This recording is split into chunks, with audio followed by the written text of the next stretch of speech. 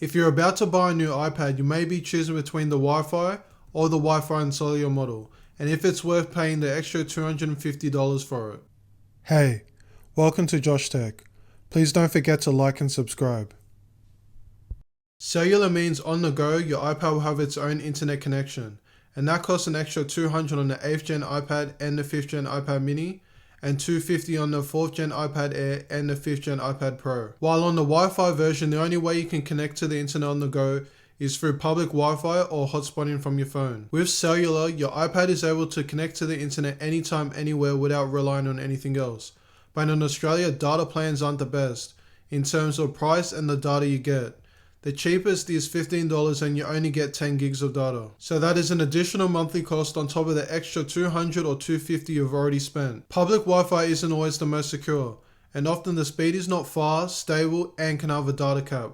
All these can be a limit on your workflow on the go. Also here in Australia, public Wi-Fi isn't always available, so you can't connect to the internet anytime you want. Hotspotting comes from your phone, so you're using your data plan as the source of your internet, and can connect anytime, anywhere.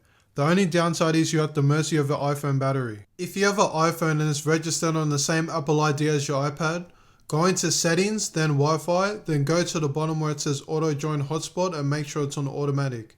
This means whenever your iPad disconnects from Wi-Fi, it will automatically connect to the hotspot whenever you want to use it, so you don't have to set it up every time. So I went to an area with full 4G service as I couldn't find an area with 5G that was faster than 4G, and ran a speed test on my iPhone.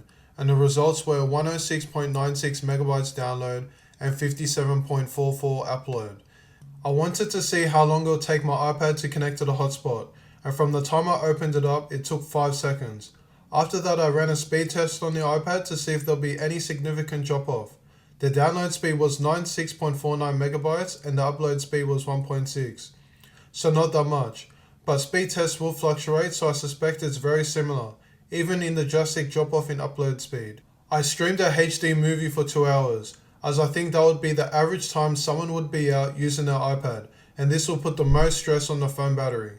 And during this time, I used my iPhone for light use of Instagram, Snapchat, and messages. After 2 hours, my iPhone dropped from 77 to 53%, so that's a 24% reduction in battery from constantly streaming a HD movie and using my phone at the same time. There was no buffering issues even when rewinding and fast forwarding. Personally, I would recommend getting the Wi-Fi version and hotspotting from your phone. This is exactly what I do now, and the experience is easy and automatic, and there's no waiting time. That also saves you $250 and a minimum extra $15 a month on a data plan. You can use that $250 to upgrade your storage or buy accessories like the Apple Pencil, a keyboard, or a case, or you simply could just keep it. If you're really worried about the battery drain of your iPhone, you can purchase a portable battery. What do you guys think? Will you pay the extra and get the cellular model? Or will you save money and get the Wi-Fi version? Let me know in the comments and I'll see you in the next video.